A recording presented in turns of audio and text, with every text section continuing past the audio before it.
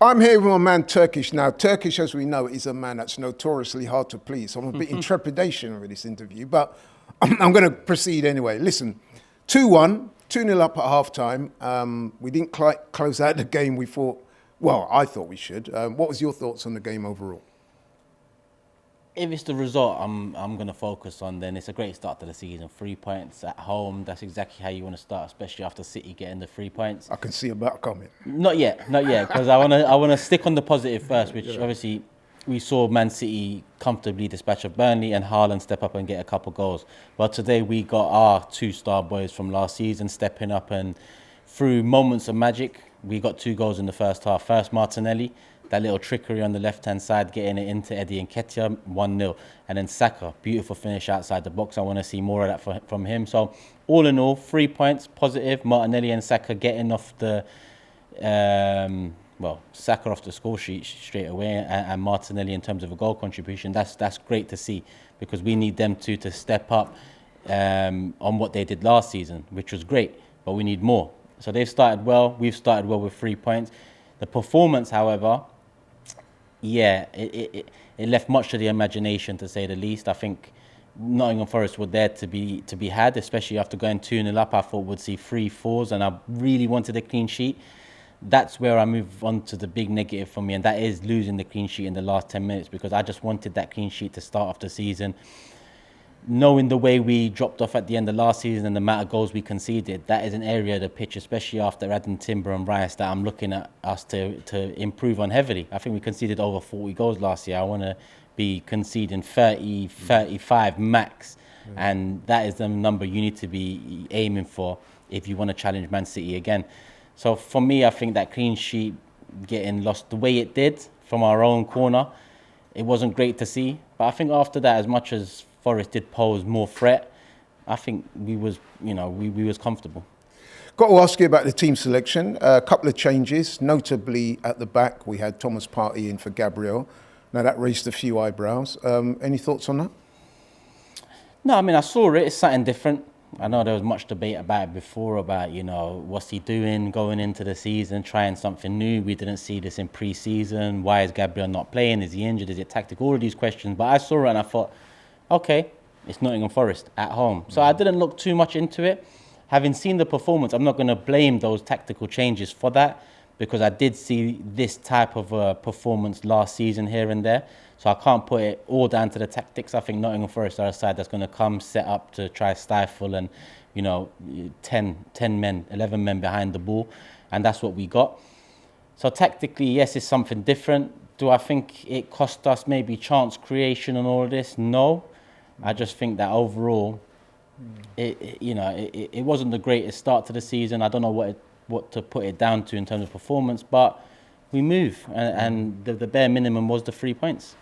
Yeah, very true. The other change, of course, was further up the pitch. Now, Eddie came in. I know it's fair to say that you're not Eddie's biggest fan, although, to be fair, you said you're going to give him a chance. How do you assess his performance today? I mean, he got a goal. And a lot of fans will look at the goal and say that's what he's there for. And yes, part of what he's there for is to get a goal. But I look at everything else other than the goal, and I didn't see much. And maybe our chance creation needed that false nine up top, that Havertz or that Trossard or that Jesus. I think Eddie's very different to them three. So when Eddie plays, I just expect him to get on the score sheet, especially against the Forest. And that's what he did. So on one hand, you can say he took his only chance of the game and gave us the lead. And, we in turn took that on and won the game. Or you can say he got a goal, but he didn't really do much else. And that's why we didn't create as many chances against Forest. So you can look at it both ways. At the end of the day, once that transfer window closes at the end of this month, whoever's at the club, I'm fully behind, I'm backing. You've seen a turnaround in me in the last 18, 24 months in terms of the manager, in terms of the direction of the club, and in terms of some of these players. So whoever's here come the 1st of September, I'm fully behind, whether I have my doubts or not. Because it's not only Eddie I have my doubts on, it's Havertz too. And again, Havertz today, some people might look at it and say he had a good game. Some people might look at it and say he had a bad game. It depends what you want to see. I want to see more, especially from Havertz. I want to see more, especially from Eddie when called upon, because I feel like part of what let us down at the end of last season is squad depth, and those two are quite high up in the pecking order when you talk about depth, whether it be for the 8, whether it be for the 9. So I expect to see more. But all in all, I'm not going to focus too much on the negatives now, because it's all about the 3 points, especially after City won. And you mentioned Havertz, one of the 3 big signings we made in the summer. The other 2, Timber and Declan Rice. Now, we know Timber, he went off injured. I would say he was having a good game before he went off. But your thoughts on Timber and, of course, Declan Rice? I like Timber a lot. Most excited about him coming in and seeing what he can bring in different positions. We've seen him right back in pre-season, left back. We've seen him occupy midfield areas, both in the middle third and the final third. So I'm very much looking forward to seeing more of Timber. I hope this injury is not a big one. I hope we get good news off the back of this game, that he won't be out for too long. It was his knee. That's where there's some concern, but we'll see. Declan Rice, I think Declan Rice had a good game.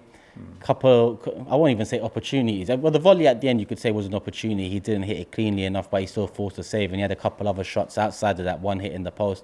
I think he was unlucky not to score. And other than that, I think in midfield, he showed what he's all about.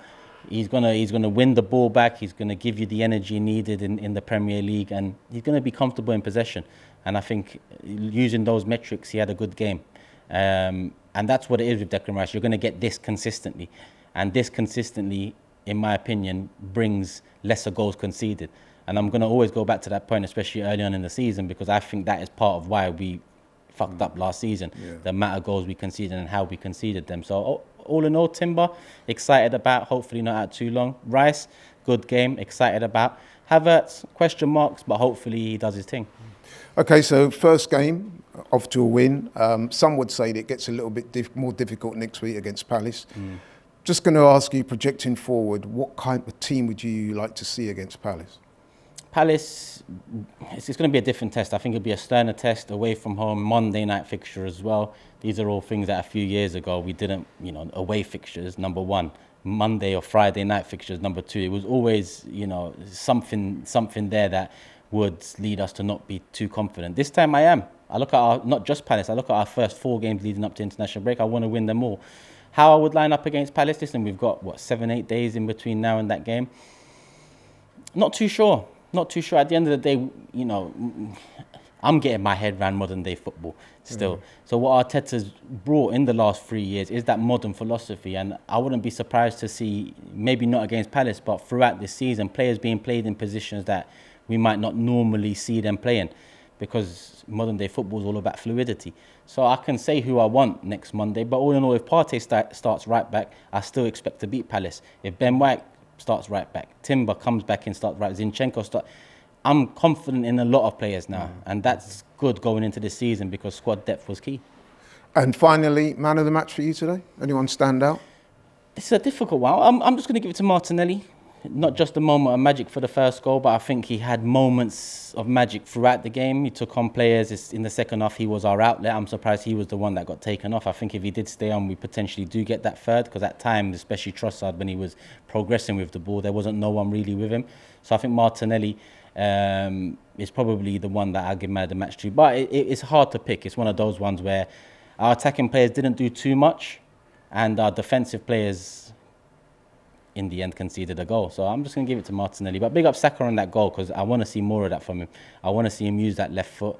It's lethal, and I want him to prove it this season.